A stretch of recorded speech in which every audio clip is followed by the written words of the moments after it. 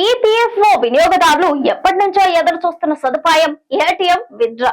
ఈ సౌకర్యం గురించి కేంద్ర ప్రభుత్వం చాలా కాలం క్రితమే ప్రకటించింది.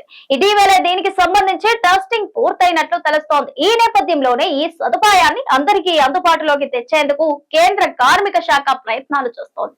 తాజా సమాచారం ప్రకారం ఈ నెల చివరిలోపు ఈపీఎఫ్ అమౌంట్ ను ఏటీఎం ద్వారా విత్డ్రా చేసుకునే సౌకర్యం అందుబాటులోకి రానుంది. ఈపీఎఫ్ఓ వినియోగదారులు ఎప్పటి నుంచో ఎదురు చూస్తున్న సదుపాయం ఏటీఎం విత్డ్రా.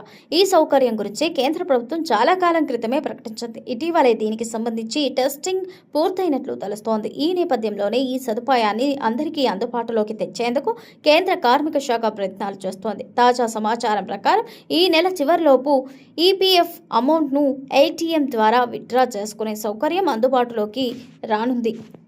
ఈ విషయాన్ని ఇటీవల కేంద్ర కార్మిక శాఖ మంత్రి మాండవీయ సూచన ప్రాయంగా వెల్లడించారు. దీనిపై త్వరలోనే ప్రకటన వెలువడుతోందని ఆయన అన్నారు. ఈపీఎఫ్ఓ 3.0 కింద ఈ కొత్త విధానం అమలు కానుంది. ఈ సదుపాయం అమల్లోకి వస్తే ఈపీఎఫ్ డబ్బును త్వరగా విత్డ్రా చేసుకోవచ్చు. దీనికి సంబంధించిన ప్రక్రియ అంతా డిజిటల్ పద్ధతిలోనే జరుగుతోంది. ఒక్కసారి ఈ ప్రాసెస్ పూర్తయి అనుమతి లభిస్తే నగదును త్వరగా యూపీఐ ద్వారా లేదా ఈపీఎఫ్ఓ ఎనేబుల్డ్ ఏటీఎంల ద్వారా డ్రా చేసుకోవచ్చు. కొత్త రూల్స్ ప్రకారం ఈపీఎఫ్ అకౌంట్లోని 75% డబ్బును ఇలా తమ బ్యాంక్ అకౌంట్కు ట్రాన్స్ఫర్ చేసుకోవచ్చు. ఆ తర్వాత యూపీఐ లేదా ఏటీఎం నుంచి తీసుకోవచ్చు. నేషనల్ పేమెంట్స్ కార్పొరేషన్ ఆఫ్ ఇండియాతో కలిసి ఈ విధానాన్ని కేంద్రం అమలు చేయబోతోంది.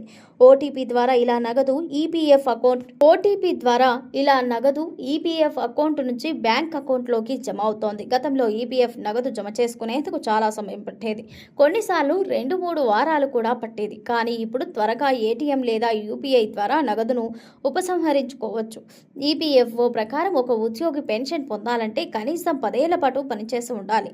అంటే పీఎఫ్ అకౌంట్లో 10 ఏళ్ల పాటు నిర్వహణలో ఉంటే వాటిని రిటైర్మెంట్కి తర్వాత పెన్షన్ వస్తుంది. మరోవైపు ఈపీఎఫ్ వడ్డీని కేంద్రం ఈ నెలలోనే జమ చేయబోతోంది. ఈ ఏడాది ఈపీఎఫ్ వడ్డీ 8.5% వర్తిస్తోంది.